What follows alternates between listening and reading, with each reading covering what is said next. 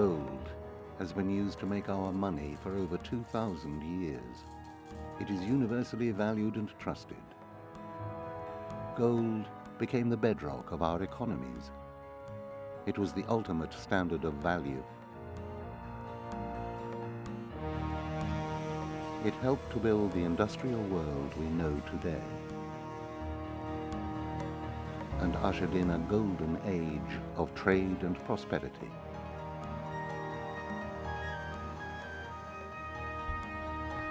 War and economic crisis took away its shine.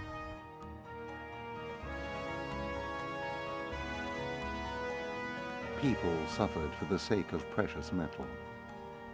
The golden age didn't last.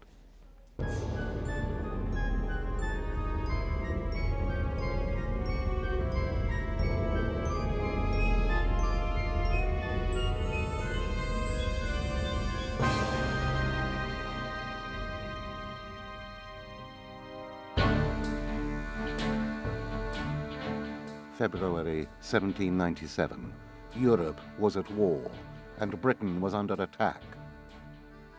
A French invasion force was heading for the rugged coast of West Wales.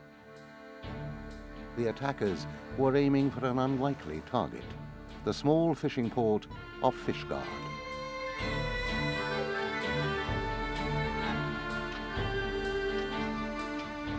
French ships were seen coming along the coast here towards Fishguard. There were 4 French ships. They were spotted by a retired sailor, Thomas Williams, who identified them as being French. The French force landed. There were 1,400 of them on the ships under the command of Colonel William Tate, an Irish-American. They were actually known as the Légion Noire, the Black Legion, but it seems that about 800 of them were actually released convicts who'd been set out of jail in order to come and fight the British. So they were quite well armed, but not particularly well disciplined by all accounts. The French made their way inland. The commander of the British Defence Force saw he was outnumbered. He had at most 250 men under his command. At the time of the Wednesday evening, he probably had about 150 men that he could summon immediately. So he did not really feel able to confront 1,400 Frenchmen. So he waited in Fishguard to see what would happen and called for reinforcements. The Black Legion looted farms for food and drink. Their discipline fell apart. They did increasingly become intoxicated, which didn't improve matters. So we do have accounts of them stumbling around the place drunk. There's one instance where a French soldier apparently shot a grandfather clock because he thought the ticking was the sound of a musket being cocked and thought there was a soldier in the grandfather clock. The locals fought back. One woman, Jemima Nicholas, reportedly captured 14 Frenchmen single-handed. British reinforcements arrived and the game was up. The French surrendered on the morning of Friday the 24th of February. They had to march down in good order from Pencair Peninsula down here to Goodwick Sands, where they lined up on the beach and yielded their arms and were then taken prisoner.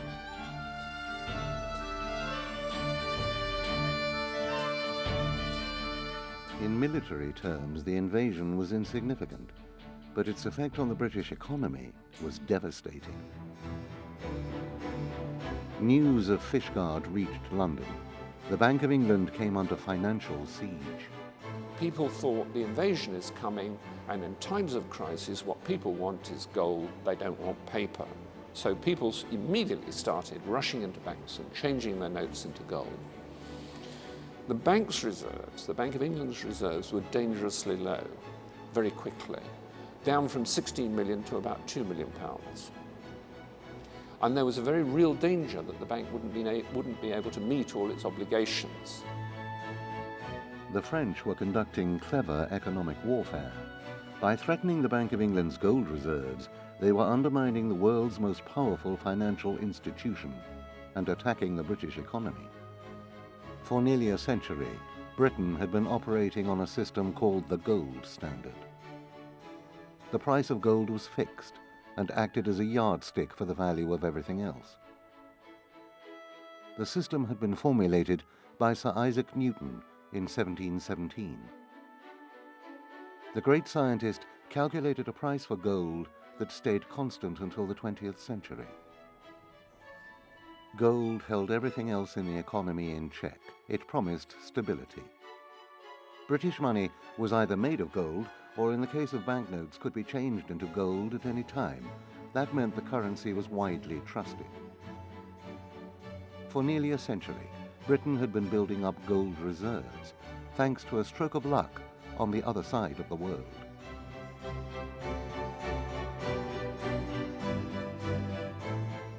In South America, it seemed the Spanish had hit the jackpot. They conquered Peru with its prize of Inca gold.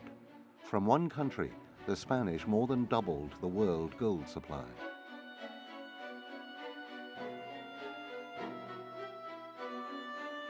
With such riches, they were happy to leave neighboring Brazil to the Portuguese. But this vast country had its own treasure.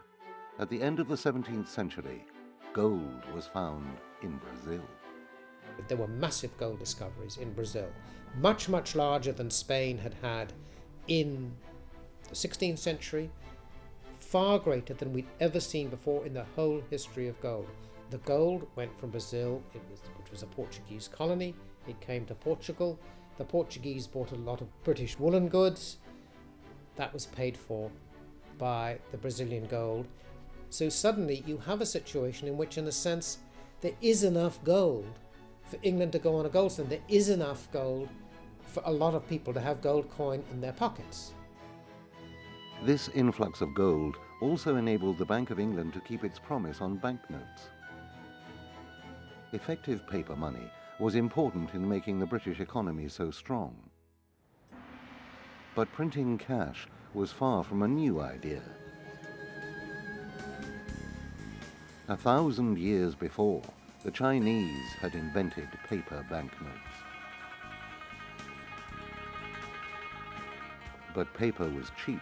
If an emperor wanted more money, he could just print it. The more notes that were made, the less people valued them. And outside China, they were only worth the paper they were printed on.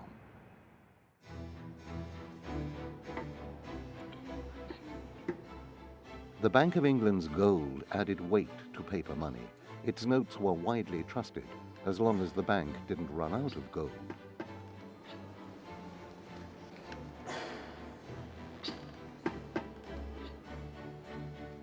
With the panic after Fishguard, that was a real danger. The bank suspended its promise. Its notes could no longer be cashed in for gold. Britain came off its gold standard. It took over 20 years of political argument before gold resumed its place at the center of the economy. Eventually, in 1821, Parliament voted to bring back the gold standard.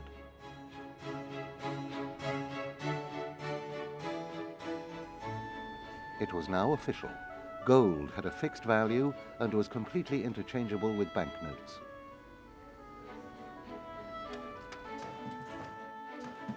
A new gold coin, the sovereign, was introduced. 35 million were made in the first year alone. They showed that Britain was true to its word about basing its financial affairs on gold.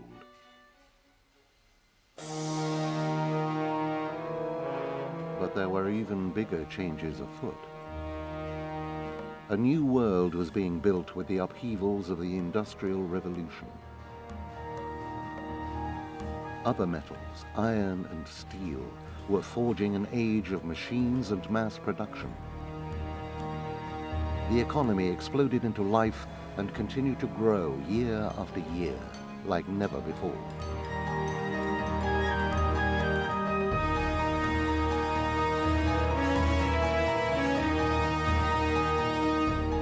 Through all this change, gold remained steady. But as the industrial world grew, so did its need for gold.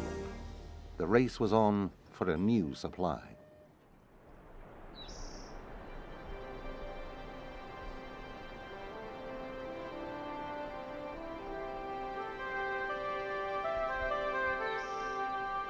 California in the 1840s was still wild territory. Its untouched land promised opportunity and attracted pioneers.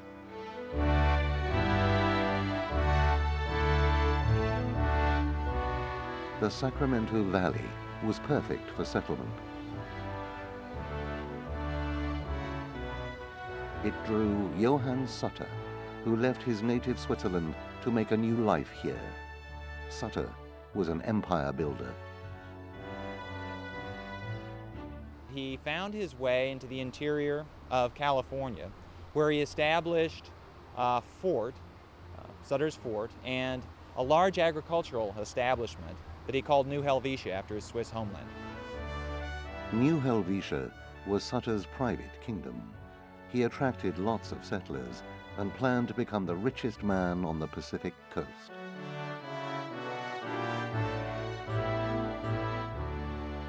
There was a fairly large colony, and he saw himself as essentially the feudal landlord of this colony. He was thinking in terms of the kind of feudal domain one might have had in Europe 4 or 5 centuries earlier. James Marshall was one of Sutter's closest lieutenants. He was in charge of building a sawmill for New Helvetia. He found a spot beside the American River which was ideal.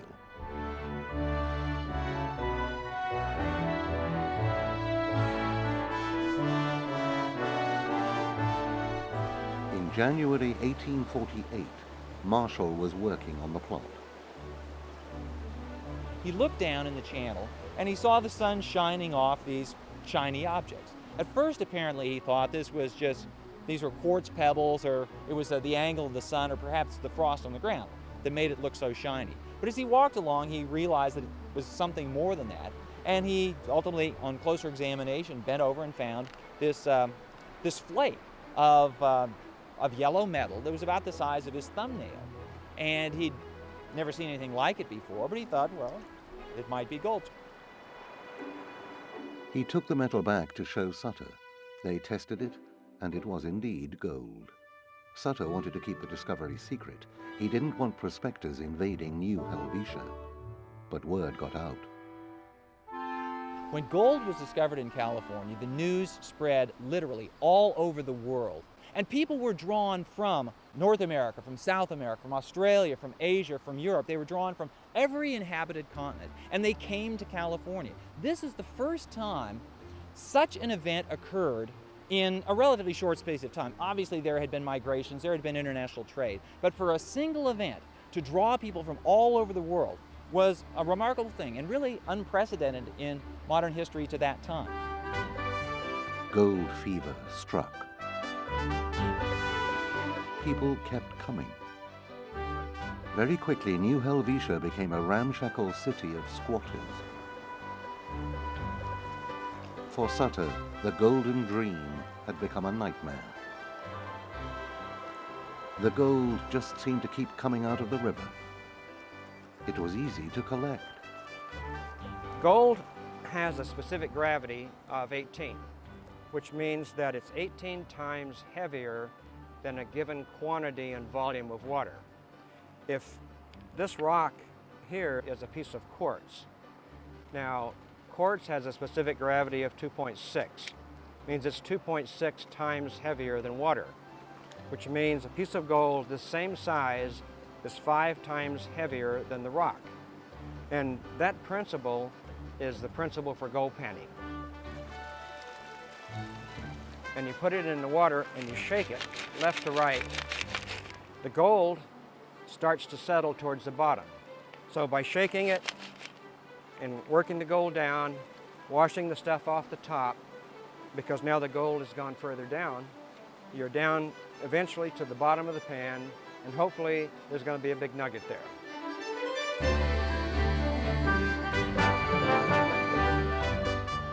By 1849, the gold rush began in earnest. Many fortunes were made. The discoveries in California were enormous. In the space of a few years, the world's supply of gold rose fivefold. There is still gold in the Sacramento Hills. Not enough for fortunes, but still a draw. The question is, why do I do it? It's fun, you're outdoors, you're enjoying the sun, the peace and the quiet, the challenge of trying to find it. The gold is hidden here somewhere. It's like a treasure hunt. Where is it? Do I have the ability to find it? And then you go after it. We'll have something better than beans tonight, right? This was a big stimulus to the world economy. It was like suddenly printing, turning on the printing press, creating a lot of money where money had not been there before, and putting into people's pockets and greasing the wheels of commerce and trade. And nowhere did those wheels move faster than in the United States. The gold rush fired industrial growth, which built the most powerful economy the world has ever seen.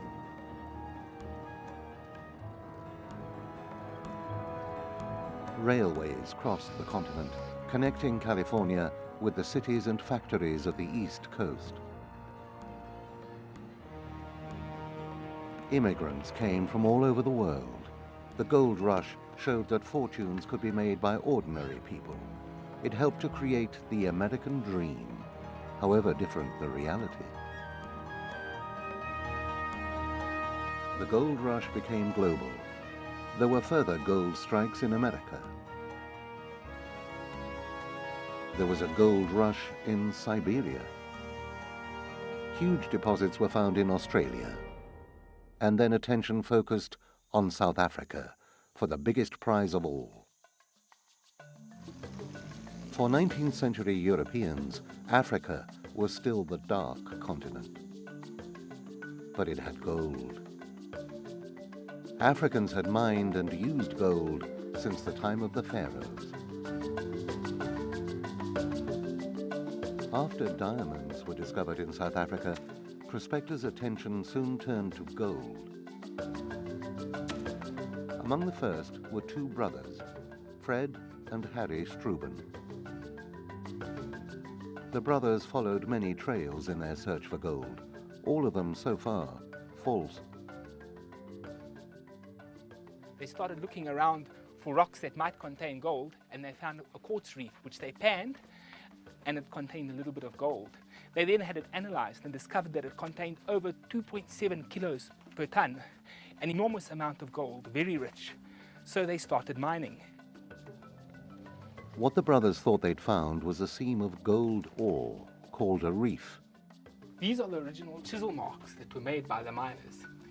Of course, they were very excited and they said this was the Confidence Reef. Unfortunately, the confidence was misplaced, and after a year, they ceased to find anything at all and the place closed down. The brothers gave up, not knowing that the farmland of the South African veldt sat on top of the biggest gold reserves in the world. A few years later, George Harrison located the reef while building a new farmhouse. These rounded pebbles were laid down on the bed of a river about 2.7 billion years ago. And this is the main reef, one of the major gold-bearing reefs of the Witwatersrand goldfield, the largest on the planet.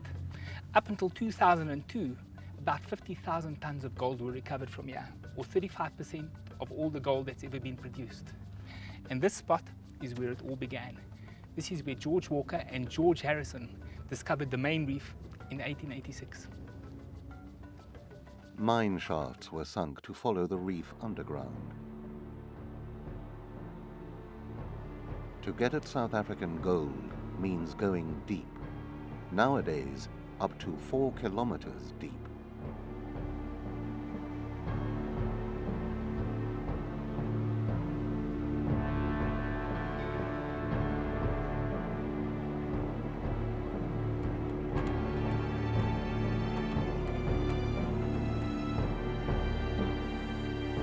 The reef itself doesn't look like much. This little 10 centimeter thick layer of pebbles dipping at about 25 degrees, this is the gold reef. Just getting close to South African gold was a dangerous and expensive business. Massive investment was needed to sink the mines.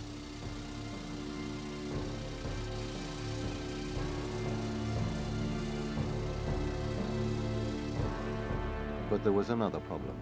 The gold in the reef is difficult to separate from the rock. It may have been the world's biggest gold field, but it wasn't economic to mine. Until a scientific discovery changed all the rules.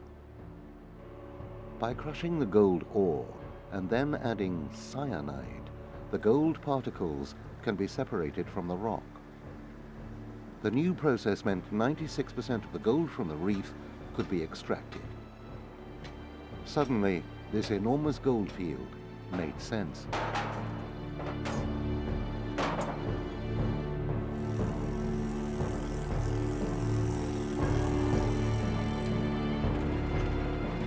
The change was rapid.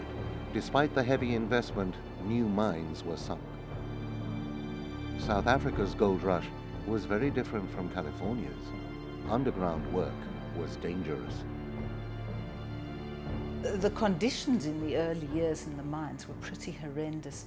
Underground, people worked in conditions of extreme danger. No helmets, no boots. Many of the injuries that took place were crushed feet with rock falls and, of course, crushed heads. Mining the gold needed lots of labor.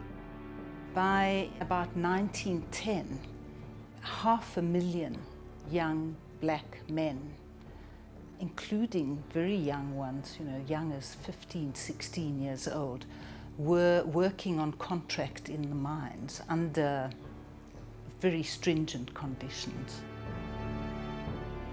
For the hundreds of thousands of black mine workers, gold did not bring fortunes. They were segregated in compounds, paid as little as possible, and denied any rights. The compounds were the forerunners of South Africa's black townships, like Soweto.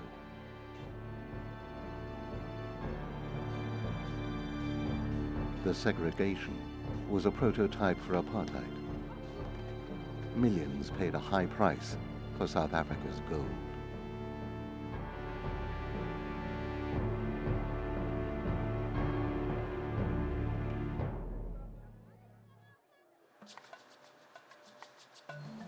Today, conditions in South Africa's mines and refineries are much improved.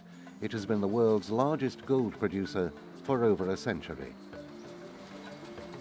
After the discovery of the cyanide process and the sinking of new mines at the end of the 19th century, production soared. In 5 years, it grew 30-fold.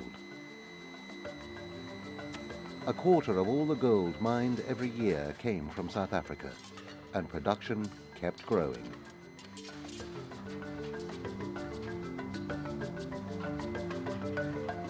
The world seemed to be awash with gold. In the 50 years following the discoveries in California, more gold was mined in the world than in the previous 5,000 years. Some people thought there was too much gold. But humans found a use for their favorite metal.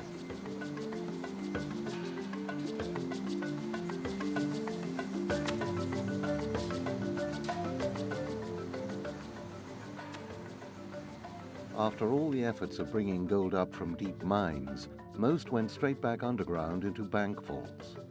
Governments bought bullion. They wanted gold to support their economies.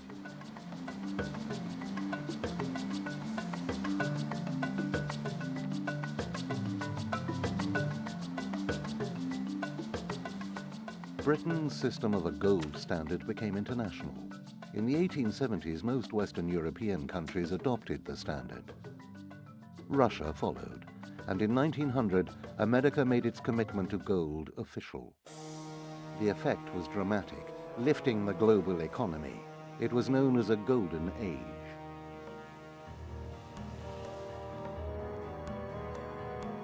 It meant that you could take a piece of gold anywhere in the world and get a known amount of money in exchange for it, or you could take a known amount of money and always get a stated amount of gold in exchange for it. So that gold set the standard by which currencies were judged. Because currencies were based on a fixed value of gold, they were easily interchangeable. This made trade easier and boosted economic growth.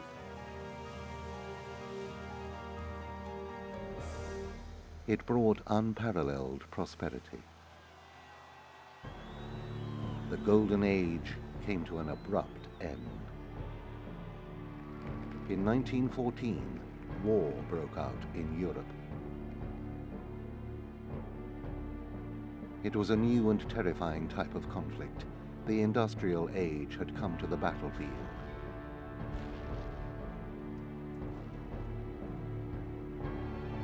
In 4 years, 8 million men died.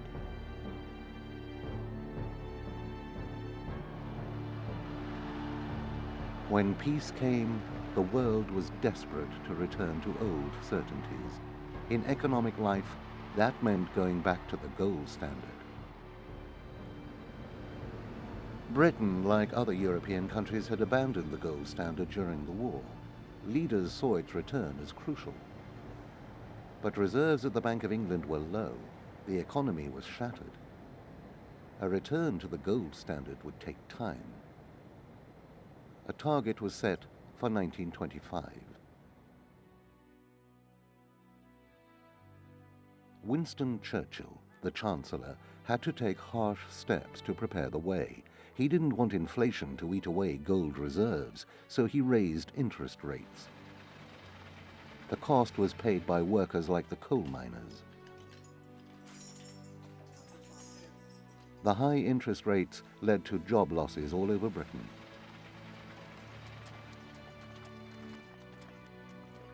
Miners faced a pay cut to make the coal price more competitive.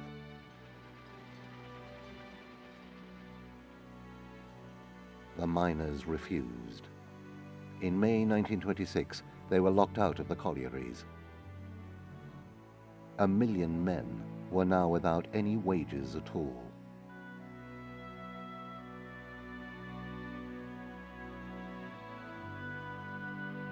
Britain's trade unions called a general strike in support of the miners. For 9 days, the country ground to a halt. The miners didn't go back to work for 6 months. Their communities had been close to starvation. Supporters of the gold standard argued that it was all a price worth paying to ensure the security of Britain's currency and economy. But critics like the economist John Maynard Keynes were questioning gold as the answer to everything. He called gold a barbarous relic and said governments should look after their people rather than hoards of metal hidden away in bank vaults.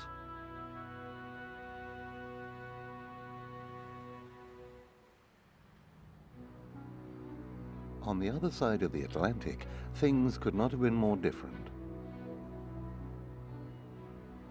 The United States was now the undisputed world economic power. The stock market was rising at an unprecedented rate. Until October 1929, when the unthinkable happened. The market crashed. Panic set in. Fortunes were wiped out in minutes. The effects of the crash were devastating. Millions were out of work.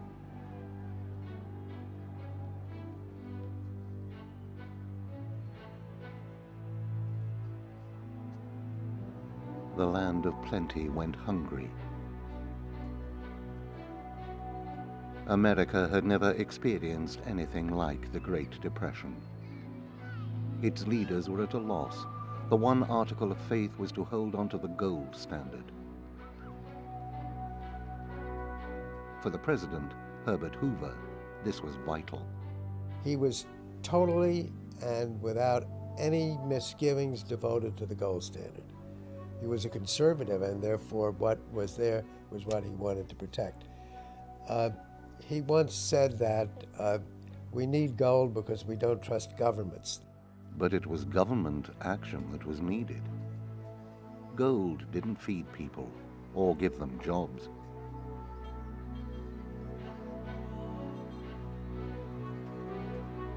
the economic crisis wasn't lifting. In the Depression, politicians who couldn't think their way through anything else could only believe that gold was the most important thing, while the world was collapsing around them.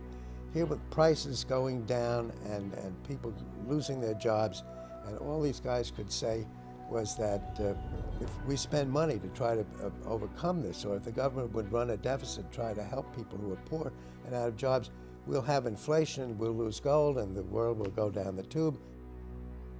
By 1932, the people had had enough. They voted in Franklin Roosevelt on the promise of a New Deal. My most immediate concern is in carrying out the purposes of the great work program just enacted by the Congress. Its first objective is to put men and women now on the relief rolls to work, and incidentally to assist materially in our already unmistakable march towards recovery. Roosevelt was true to his word. His New Deal policy involved massive government spending to get America back to work. All over the United States, jobs were created, rebuilding America's infrastructure and blasting life back into the economy. Roosevelt put America back on the road to recovery. To build a new future, he tore up some of the old rules.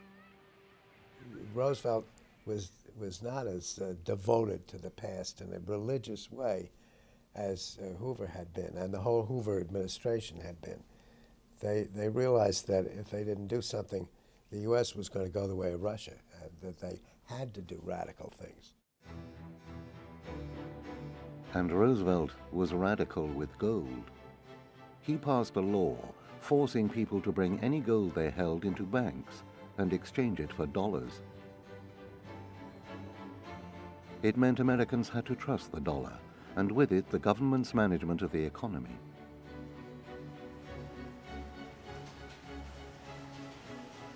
Roosevelt had sidelined precious metal in favor of the paper dollar bill.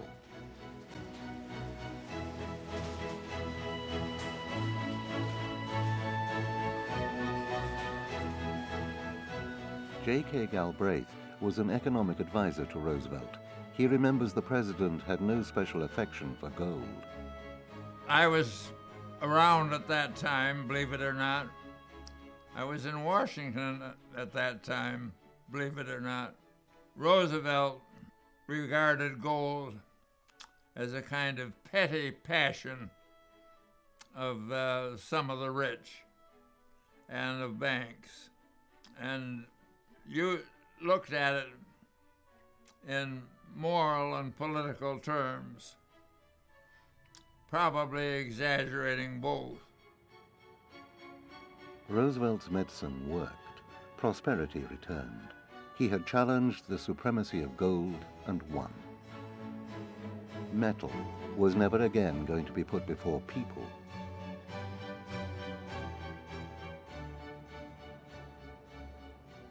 As America returned to normality, storm clouds were gathering again in Europe. In just a generation, the world was plunged into war again.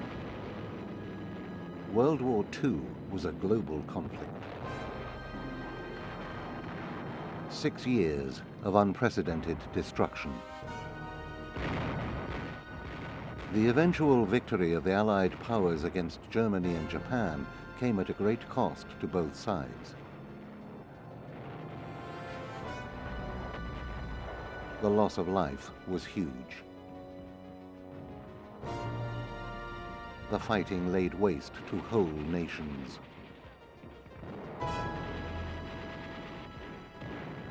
The economies of Europe, the Soviet Union, and Japan were smashed.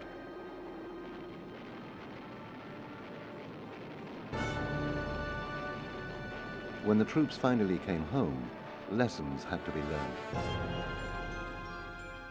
While the victorious Allied leaders met to carve up the post-war political world, another conference was taking place to create a new economic order.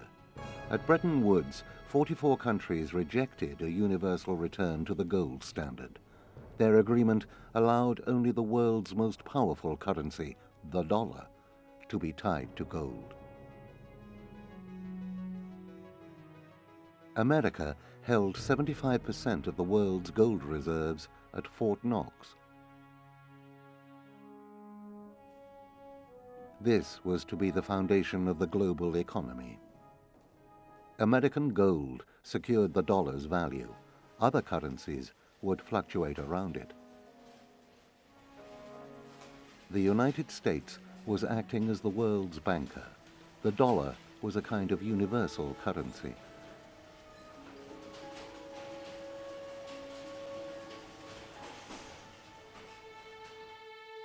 The US government had to run its economy sensibly to keep the rest of the world stable. Gold was the guarantee.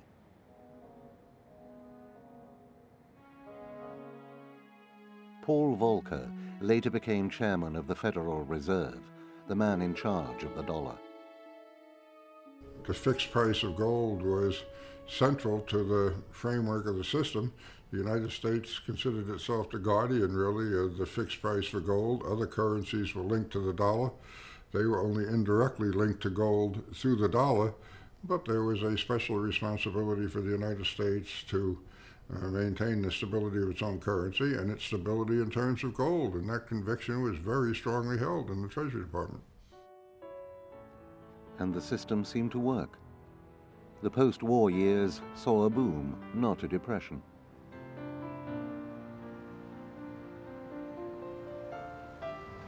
Gold was no longer seen as the answer to everything. Its role was limited in a modern economic order.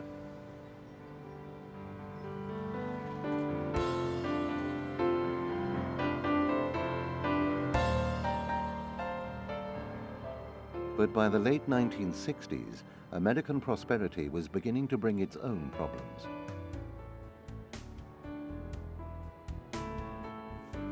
The boom years brought inflation. Prices were rising at unacceptable rates. This made life difficult for the government.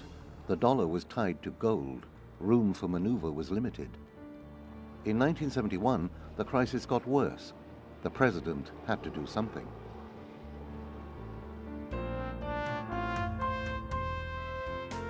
Richard Nixon was aware of Britain's problems in the 1920s, caused by clinging on to the gold standard. He decided to take America off the standard. Under conditions of great secrecy, he prepared to address the nation over the airwaves.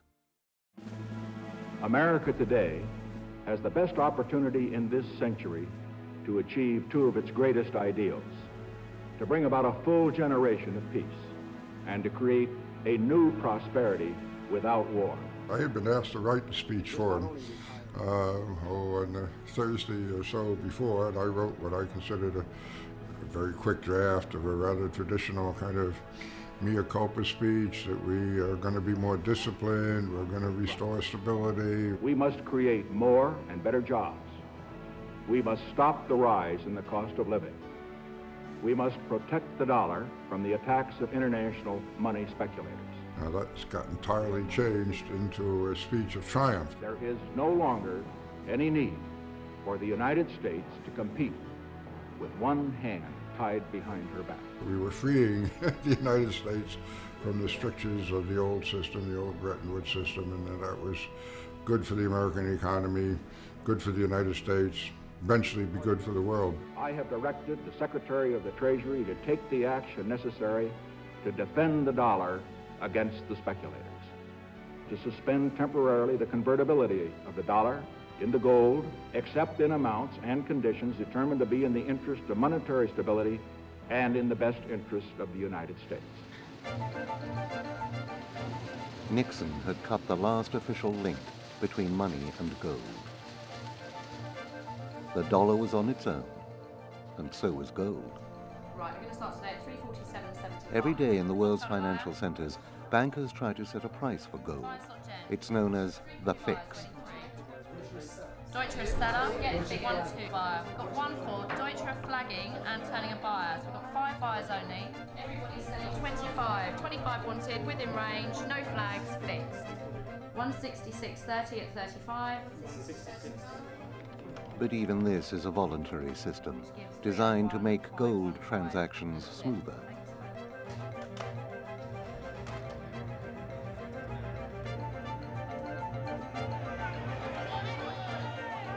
In reality, gold is just another commodity to be traded like crude oil or coffee.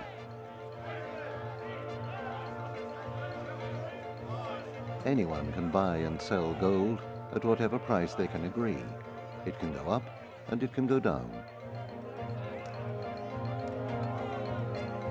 In times of crisis and uncertainty, the price tends to rise. But most importantly, when Nixon broke the link between money and gold, the world didn't end. The economy grew, prices came down, there was a lot of unhappiness about price controls and other things, but the economy certainly did well afterwards, and he had a great election victory.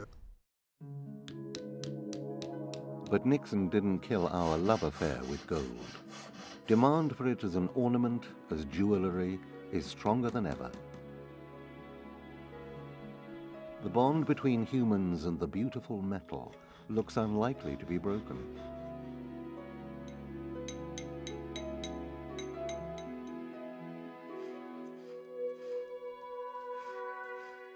And gold is still important in our day-to-day lives. One of our oldest metals is a vital component in the most modern technology. It's an excellent electrical conductor. It never tarnishes. The electronics industry uses 200 tons a year.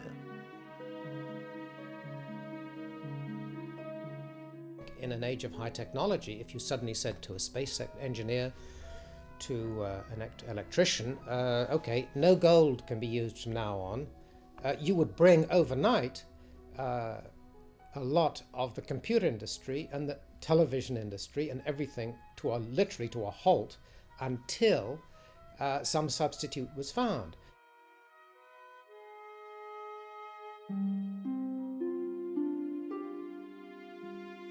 Scientists are taking another look at gold itself.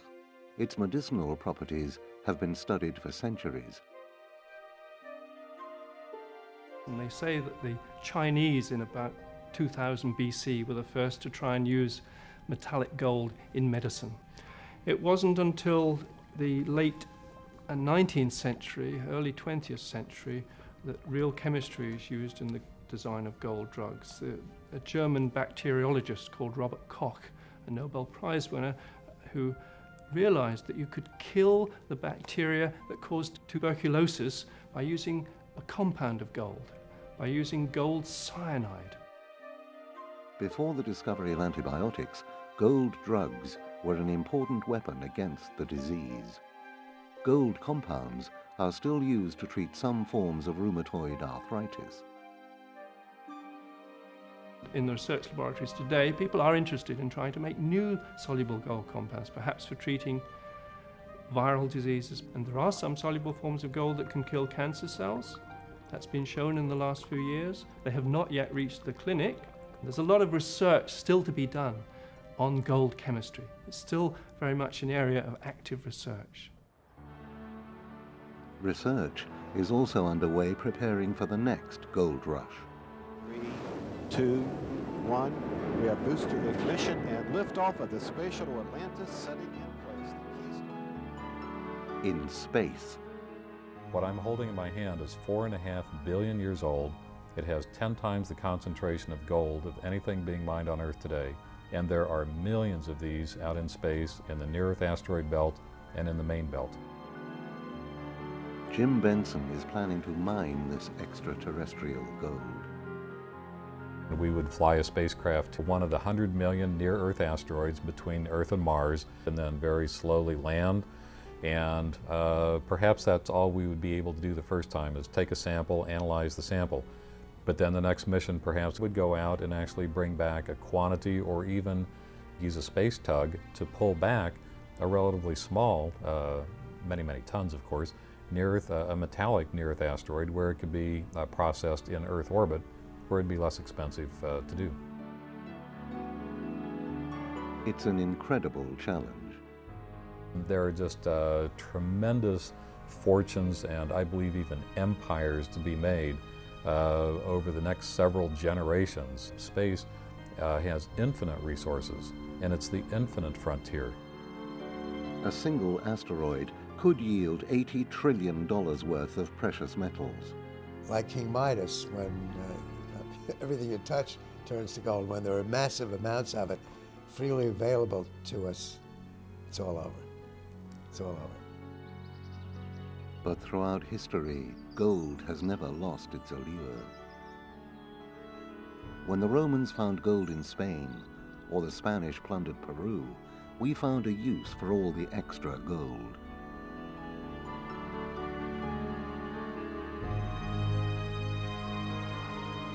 The gold discoveries of the 19th century brought production up to unimaginable levels, but gold didn't lose its value.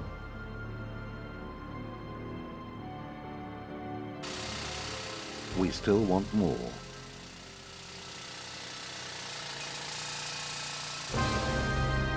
Our obsession with gold has accompanied us through the ages. It's driven men and women to extremes of action, of cruelty, of bravery, of creating beauty. Owning it was a matter of the highest importance for thousands and thousands of years, using it as a source of power and wealth. Gold has been something that has remained constant through all our civilizations. It has been central to our religion and art. Our economies have been based on gold, for good and bad. If one day the gold in the United States and Britain and France were silently collected up and dumped off the coast of Newfoundland, economic life would go on. Day-to-day economic life would go on, but gold is something we turn to when events go beyond the normal. Gold is special. We prize it from the earth. It is not of our making. That means we trust it more.